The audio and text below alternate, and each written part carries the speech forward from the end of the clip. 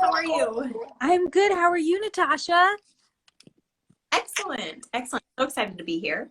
I Well, Natasha, thank you so much for joining me for Conversations with the Pros. I thought you'd be such a nice asset to have on this show because I love your journey from professional dancer into fitness professional and like really intertwining those. So I'd love to dive into all of that. But why don't we get started? You're the expert of you. Give us a nice introduction about like who you are and also where your journey really has led you. Yeah, so I'm Natasha. I started out as a competition kid. I didn't start ballet until I was 13. And luckily enough, I had some phenomenal instructors who put so much time and energy into my training because by the time I was 16, I was dancing in the pre-professional division of a professional ballet company. And it happened really quickly because at the age of 21, I was performing principal roles with the ballet company. Fast forward a few more years, I got married, and then we were struggling with some infertility issues. And during that time, I was in a very negative headspace. And so I knew that I needed to take a time away to focus on my mental health. And during that time, I was staying active so that I could return to the stage. And that's when I started diving into the fitness industry. I was a balanced body Pilates instructor, so I kept teaching my Pilates classes. I started teaching bar fitness as well as Zumba fitness. So I was still getting like that dance, that movement quality in there, but I had this amazing sense of community and positivity, as well as my body image, like just started improving as well. So I was seeing all these improvements, and then I knew that I wanted to continue that. And after I was blessed with two amazing kiddos, during my pregnancy, I had a huge respect for my body and all of the things that it's capable of.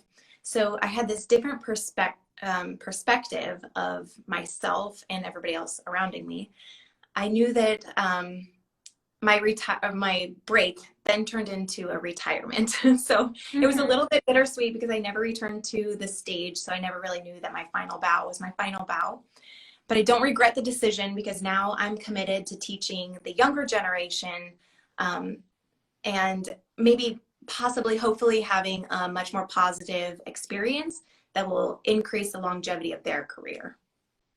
Yeah. Oh my gosh. So much of your story hits home for me on so many different aspects in regard to going through infertility struggles, going through pregnancy, having these perspective shifts in regards to, and I kind of want to dive into this in regards to a changing body, um, relationships with food.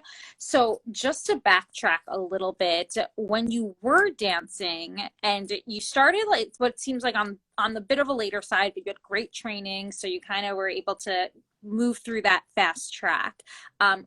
Was there a point during that where you made connections between like, hey, what I'm putting into my body is going to have some type of impact on my dancing? Unfortunately, and fortunately, very early on. Mm.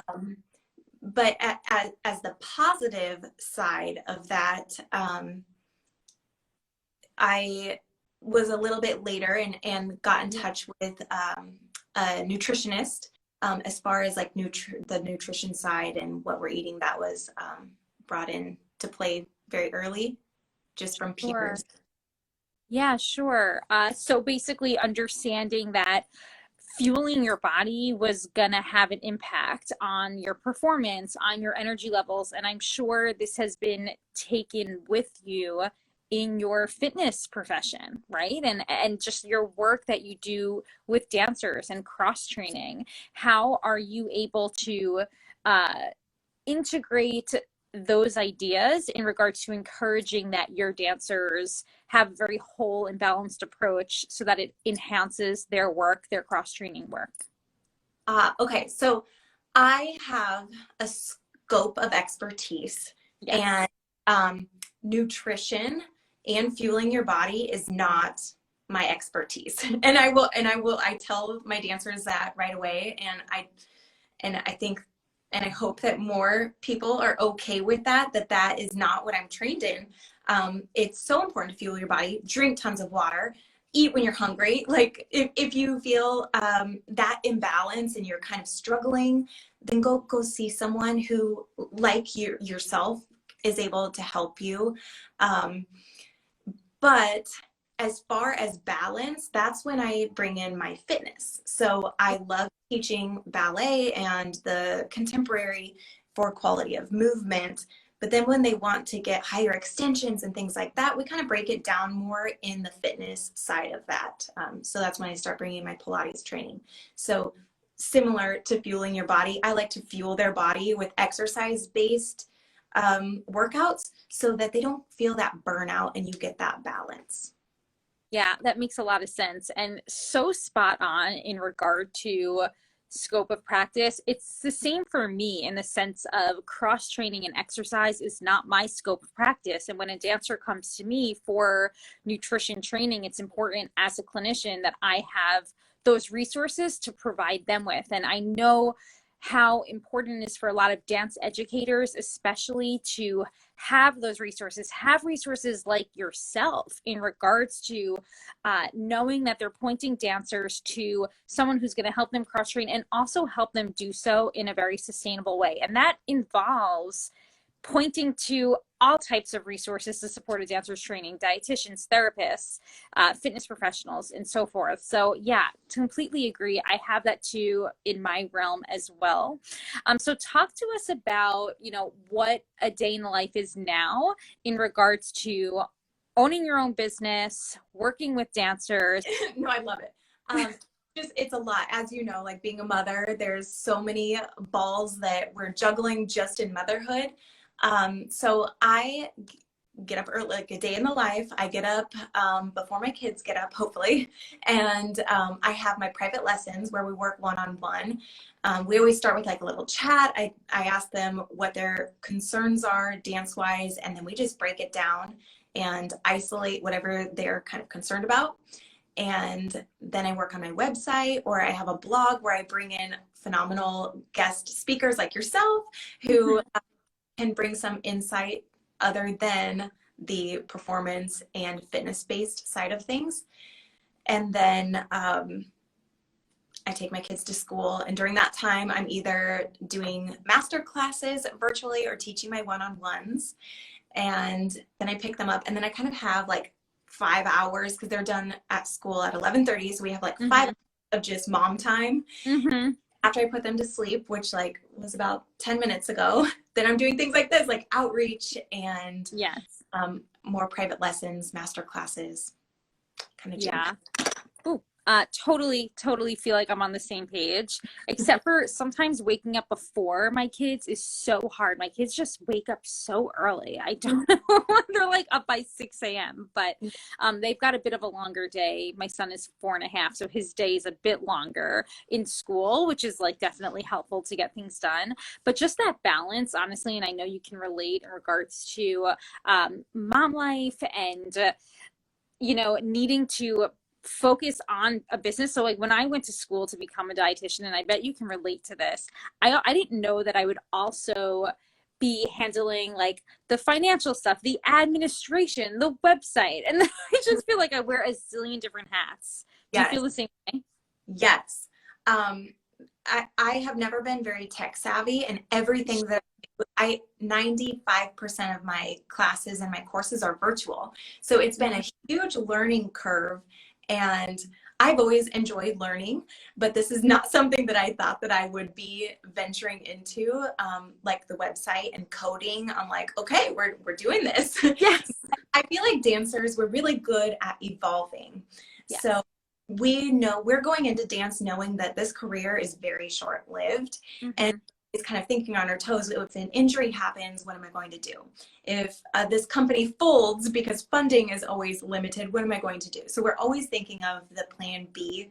So I feel like we're pretty good at navigating the challenges that come for us. Yeah, 100%. And just like even in the studio, taking from how we are in the studio, which is you're basically being thrown a new combination, whatever might be new choreography, and even if it's something as small as just a bar combination, needing to just really like pick it up. I think one thing we learn as dancers, like you said, is when something's thrown our way, we know how to work with it, right? We know how to not simply just reject it, but instead really take it, run with it, make it our own. And I think that as a business owner, and I'm sure you can relate, that's helped me just really build to the point nutrition and work with the tools that you have. Yes, 100%. And one of the questions that kind of um, confuses me is when people are like, okay, where do you see this going? Or where do you see yourself in 5 years? And I'm like, I did not see myself here. I never saw myself here. But I try not to set those trajectory goals. Like, I don't know where I see myself in 5 years. I'm just letting the landscape of what's evolving happen because Zoom wasn't around 5 years ago, to my knowledge. And neither was being able to teach in my basement to someone who's living in Europe. Like, so I am just letting life unfold, and I'm just listening to my audience, listening to myself, and just trying to go with the flow. 100%. And COVID was a big wake-up call for that, for all of us, whether in the dance industry, fitness industry, nutrition industry, whatever it might be. Pretty much every industry was impacted by COVID-19. So I'm curious to hear from you. How did that go? How was quarantine for you? And how are things now, not necessarily post-COVID, but as we kind of move back into a new normal? Yeah. So that's kind of when my business started. Mm-hmm. So on social media, I was on Instagram at that time. And then when COVID hit, March of 2020, our city was on lockdown. Everything shut down. My ballet school that I taught for closed its doors, and they were just trying to kind of evaluate and see where to go from there. We didn't end up going back into the studio for, I think it was almost a year. So we were doing virtual learning, but there was 4 weeks where we weren't doing virtual learning yet. We were kind of like, let's wait and see. So during those 4 weeks, I started teaching on lives. I started teaching on live Instagram and TikTok. Because I was like, all of these kids, like I could relate, all of these young children who 18 years old, it's young to me, okay? All of these students are trying to reach this goal that they've worked so hard for, and they're not able to train properly right now. And it just like pulled at my heartstrings. So I was like, let's offer them some classes and get them moving, even if they're at home. And then one thing led to another, and I saw a demand. And then my online classes and intensives and courses happened. Mm-hmm. Yeah, definitely. COVID-19 helped to bridge the gap between like the tech stuff, you know what I mean? Like really forcing our generation into needing to understand and utilize, which by the way, like you said earlier, you can teach a class to someone who is in Europe. I mean, that's incredible. That's amazing. That brings all of the work that you do, all of the work that I do, accessibility to so many dancers worldwide, which in the past has been such a huge problem in regards to what I do with educating about disordered eating and the risks of restrictive eating and helping to reduce the risk of eating disorders among dancers. Just bringing that awareness has helped, from what I've heard, so many dancers in regards to saying like, I didn't realize that counting calories was not helping me. Like I didn't realize like this was a disordered behavior. For you in your realm, obsessive behaviors around exercise that are not helping a dancer, that are in fact leading them to injury. You know what I mean? So just that awareness has just been so incredible, and it's been really forced and pushed through COVID. Yes. And like you said, there's so many more resources at dancers' fingertips, where I grew up in a smaller town. And so resources were pretty limited, especially in your line of field. So who I saw was the same person that someone else saw that wasn't kind of in line with my same situation. So with all of these resources, there comes some bad advice, maybe. I just want dancers to be really hyper vigilant of the information that they're allowing to come in, because I see the positive side of it, to be able to see professionals like yourself, but then also they're seeing someone who doesn't have as much background kind of feeding them information as well. So check your Yeah. resources and make sure So that, yeah. Yeah, I'm so glad you brought that up. It is so important. There are pros and cons to social media, to having that accessibility. I agree with you. I'm definitely an optimistic person where I can focus on the pros, but it's so good for dancers to have that awareness, especially because in today's day and age, anyone can technically call themselves something. You know what I mean? Like anyone can call themselves a nutritionist.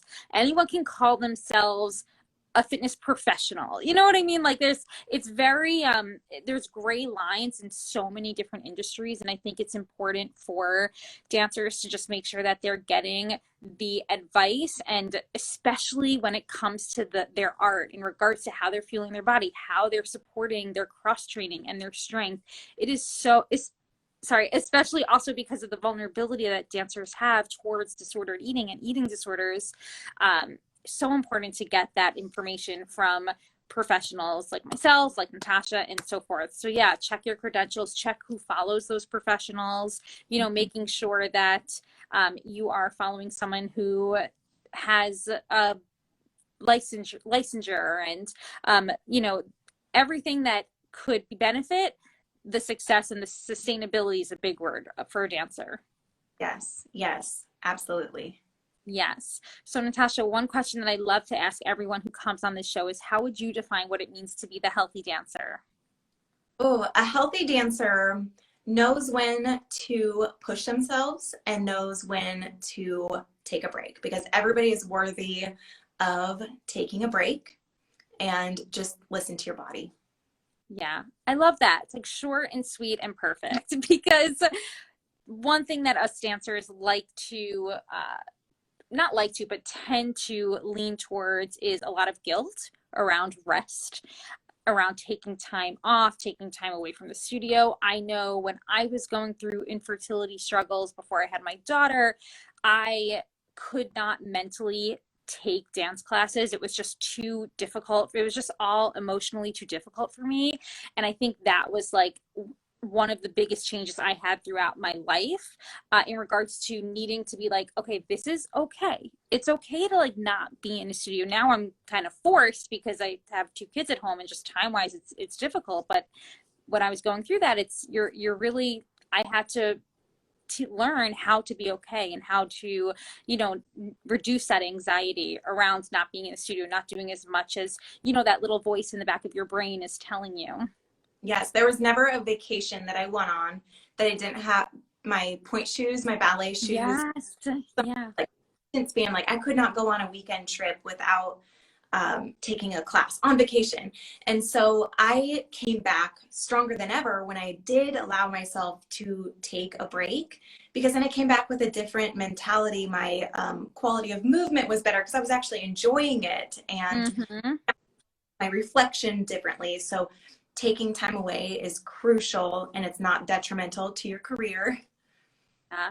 I don't know if you can relate in this way, but I also find that now, just that I don't have the pressure on myself in regards to when I'm taking class, where I'm taking class. I feel like I dance better just knowing that. And I think it was something that you posted recently, something you wish you had known earlier on, and it was just to remove and reduce the pressure that you put on yourself, right? Because Yeah. that's like one of the biggest obstacles. Yes, your mindset is huge. So I'm all about like affirmations and manifestation. And so I think I'm a huge believer of what you think comes to life, whether it's like, I can do a double pirouette, and then you do a double pirouette, or Mm-hmm. there's a double pirouette coming out. I'm freaking out. I'm gonna fall out of it, and then you fall out of it. So mindset is crucial. So yeah, I 100% agree. Yeah, and just real quick on that note before we end, same goes for food. I work on a lot of visualization with dancers when it comes to breaking food fears, or if a dancer comes to me and like they haven't eaten a certain food in quite some time, whether they've, just developed a fear to it because of like what diet culture has told them in regards to it maybe being like just less healthy and so forth. So one thing that we utilize is this work of visualization, which is similar to what you're just referring to, really thinking about how it's going to feel in our body, how it will feel if we eat an amount that feels good, an amount that doesn't feel good. So that work of manifestation, that work of visualization is so helpful even in the food realm. Yes. Okay. So I do something similar. So when I'm teaching, I always say no dancer thinks that they are a good dancer. No good dancer thinks that they are a good dancer, because that's how you continue to progress. And Yeah. most ballet are perfectionists, and there's pros and cons of that, and that's for another topic. But that's essentially what keeps you improving and preventing that plateau. So you can't walk in. I couldn't walk in as Natasha because I would just be beating myself up. I had to walk in as Svetlana Zakharova. So I would like somebody else, and I would have to portray this character, and I'm like, okay, all of these people are here to see me, like, oh my gosh. But before, after a performance, I'd be like beating myself up. And then as far as visualization too, when I teach a Palma, I'm like, you have to look at the entire audience, not just the house, not just the judges. If you're a competitive dancer, you've got to look up at the balcony and the loge and the third balcony so that you can make eye contact with everybody. And it brings that performance quality in, even in the studio, just feeling it, not just head is up, head is tilted. Yeah. Yeah, I love that. I love that so much. I'm going to try that. Natasha, thank you so much for joining me tonight. You've given us such wonderful insight, and just, tell us where we can find you, where we can access your resources. Yes, I'm actually most active on my TikTok, which is the same name at missnatashajade.com.